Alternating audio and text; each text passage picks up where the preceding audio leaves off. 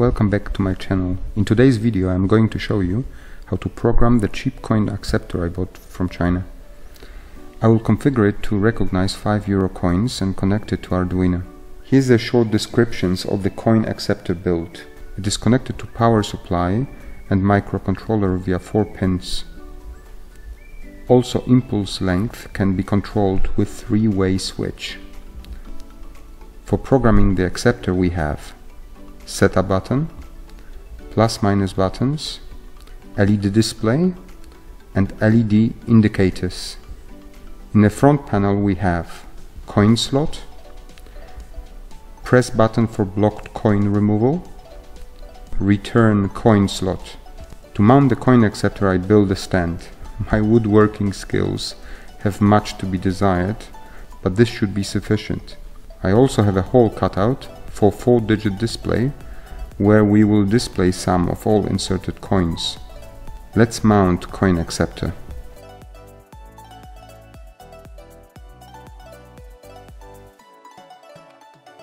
To program it, we need to connect it to external 12-volt power supply. I have soldered female header pins to DC sockets, so I can easily connect everything with jumper wires. Also created a small custom PCB with bridged male header pins that will help me to connect together grounds of external power supply, coin acceptor and Arduino. We hot glue both components on a wooden stand.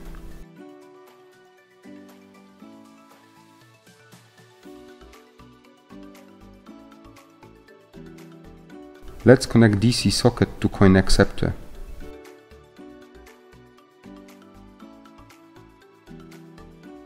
After connecting to power supply properly, 0 digit is shown on the LED display. Now off to programming the coin acceptor. We'll configure it to use €5 coins.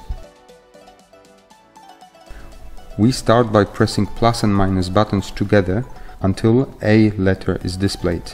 After pressing setup button, E letter should be displayed. With plus and minus buttons we select the number of types of coins that we want to use, 5 in our case. After pressing setup again, H1 letter combination is displayed. Here, with plus and minus, we select the number of sample coins we would use to program this first type of coin. In our case it's 15. After pressing setup again, P1 letter combination is displayed. Here we select the number of impulses that would represent the first coin. In our case it's going to be 1 impulse for first coin, 2 impulses for second, and so on. After accepting it with a setup button, F1 letter combination is displayed. Here we set sensitivity. The minimum value is 5, in our case we select 6. After pressing setup button, H2 combination is displayed, and we can repeat similar actions for all other coin types.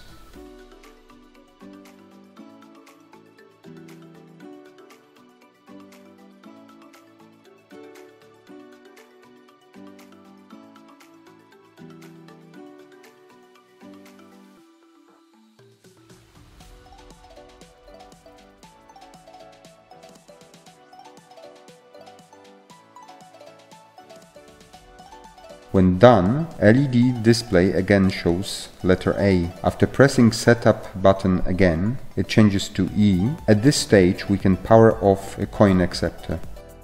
When coin acceptor is powered again, LED display shows 0. After pressing setup once, we see letter A. When pressed again, we get combination A1 and we are ready to sample first type of coin.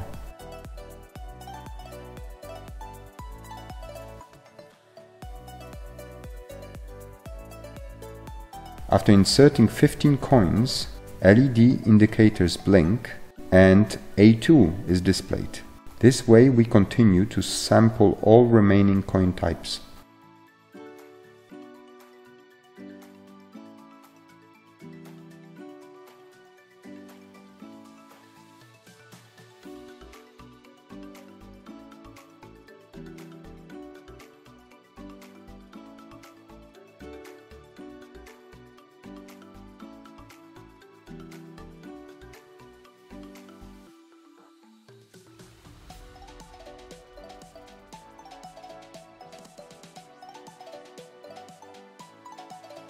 With last coin type sampled, 0 is displayed again and Coin Acceptor is ready to be used.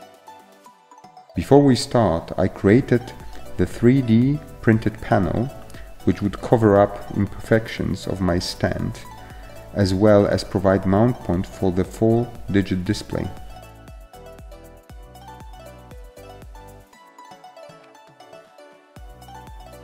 I also 3D printed holders for the Arduino board.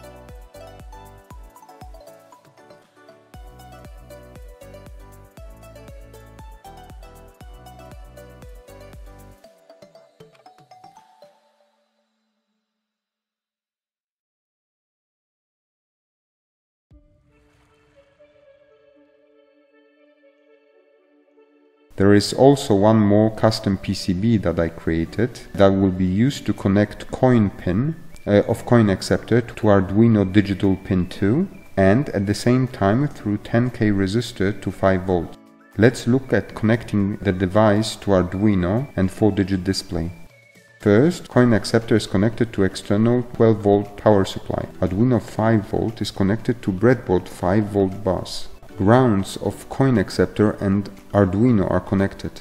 Coin pin of the acceptor is connected to digital pin 2 and via 10K resistor to 5 volts. 5 volts and ground pins of the display are connected to 5 volts and ground of the Arduino.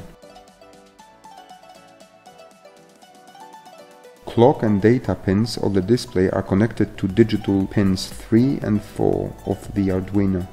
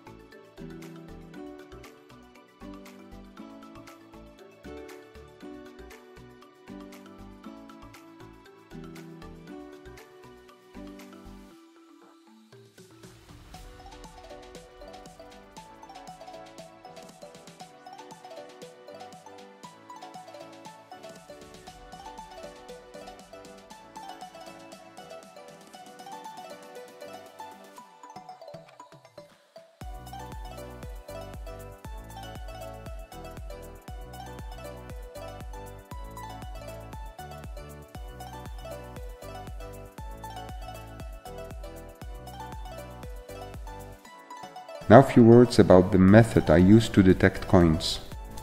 We'll define an interrupt on digital pin 2 of the Arduino. A while ago I created a video describing working with interrupts. If you want, you can check it out. The function incoming impulse is linked to the interrupt and is executed each time the signal goes from high to low on the interrupt pin D2. In the loop function we increase variable I by 1 each time the loop function is executed. Now imagine that we get 2 impulses which would indicate 1 euro coin being inserted. In this case, incoming impulse function would be executed twice.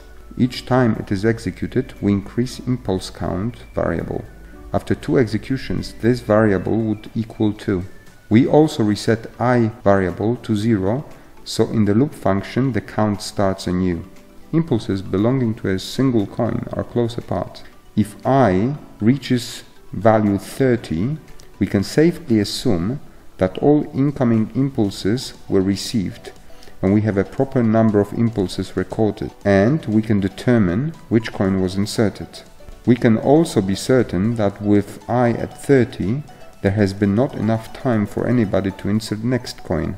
In this case we detected 2 impulses, and when I reaches value of 30 we add the recognized 1 euro to our total and reset impulse count to 0, awaiting next incoming impulses belonging to the next inserted coin. Let's break down the code for this one.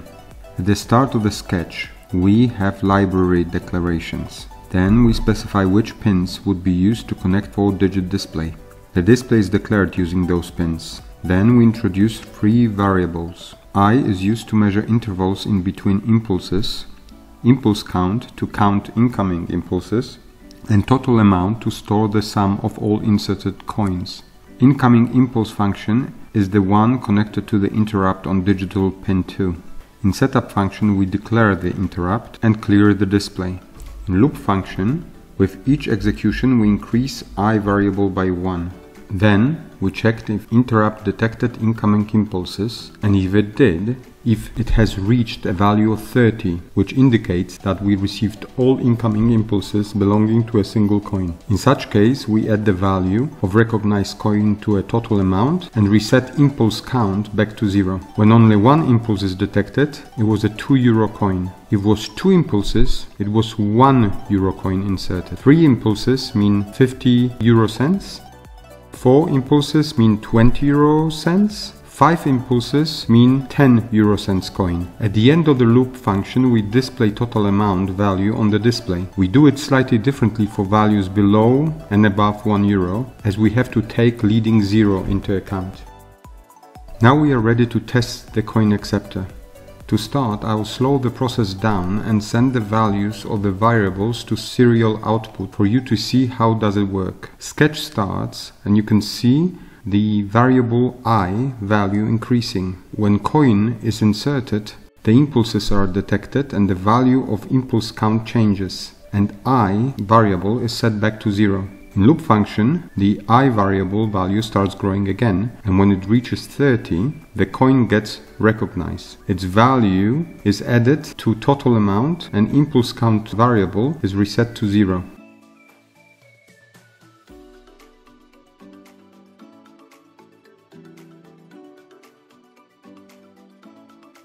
Now let's check if all the coins get properly recognized and if different coin would be rejected.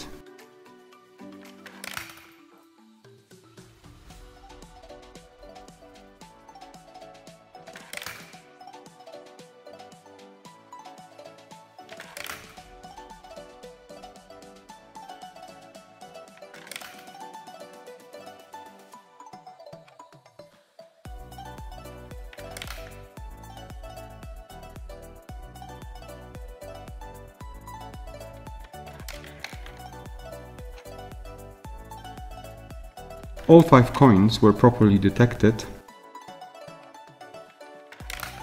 and the total amount was properly captured and displayed. Also, a different coin was not accepted. The last problem with our project is that when we power down Arduino, we lose information about coins inserted so far. When powered on again, display shows 0. This can be fixed by saving total amount into Arduino's built-in EEPROM. Here are the necessary changes in the code to make it happen. EEPROM library needs to be declared. In setup function we read the float value from EEPROM at address 0 to total amount variable, and in the loop function rewrite updated total amount value into the EEPROM at address 0 each time the coin is detected. EEPROM can be written to a particular address 100,000 times before it starts messing up the values.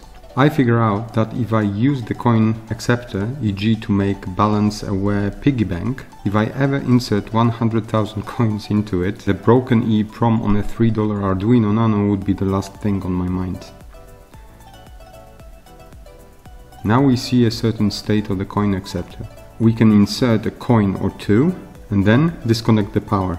You can see that if the acceptor is powered back on, the last recorded balance is read from the EEPROM.